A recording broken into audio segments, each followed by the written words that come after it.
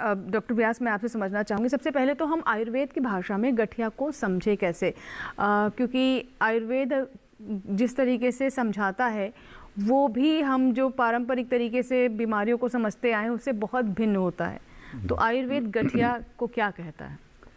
आयुर्वेद में गठिया का अर्थ जो है वो सूजन से संबंधित, दर्द से संबंधित जितनी व्याधियां हैं उन सबको आयुर्वेद में गठिया के रूप में हम ले सकते हैं। एक्चुअली गठिया बोलचाल का शब्द है और हमारे यहाँ वात जो शब्द है वो संधिवात, आमवात और वात रक्त, इस तरह के शब्दों का प्रयोग किया गया है।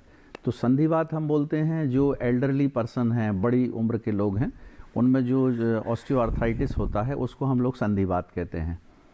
आमवात जो है वो कम उम्र में होने वाला, मतलब मध्यम आयु में होने वाली प्रमुख रूप से व्याधि है, जिसमें आम मतलब वो अपक्व अनरस जैसा अभी इसमें रिपोर्ट में बताया गया, उसके कारण जो शरीर में सूजन आती है, दर्द होता है और हमारी अस्थियों में विकृति होने लगती है, बड़ी कष्ट साध्य व्याधि है, इसे हम आमवात कहते हैं। और विशेष रूप से बच्चों में भी ये जुवेनाइल रूमेटॉइड आर्थराइटिस के रूप में जानी जाती है।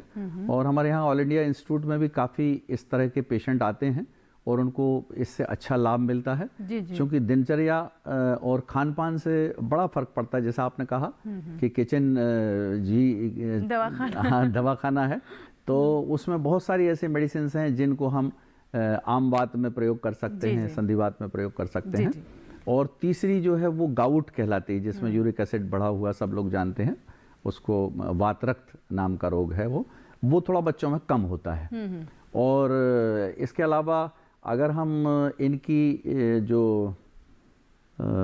एक और बच्चों में विशेष रूप से रिमेटिक फीवर एक होता है, उसका आयुर्वेद में रिमेटिक फीवर नाम से तो वर्णन नहीं है, लेकिन आमद ज्वर या आम वात में ही हम उसका समावेश कर लेते हैं, जो हृदय को प्रभावित करता है। जी। वो एक ऐसी डिसीज है जिसको कहते हैं कि it लिक्स in the joints but bytes the heart.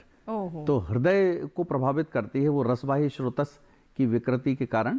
और बच्चा जो है वो 5 साल में इससे प्रभावित होना शुरू होता है और उसके हृदय के वॉल्व में जो वाल्वुलर डिसीजेज हैं उसका मुख्य कारण जो है वो रिमेटिक हार्ट डिसीज है। जी।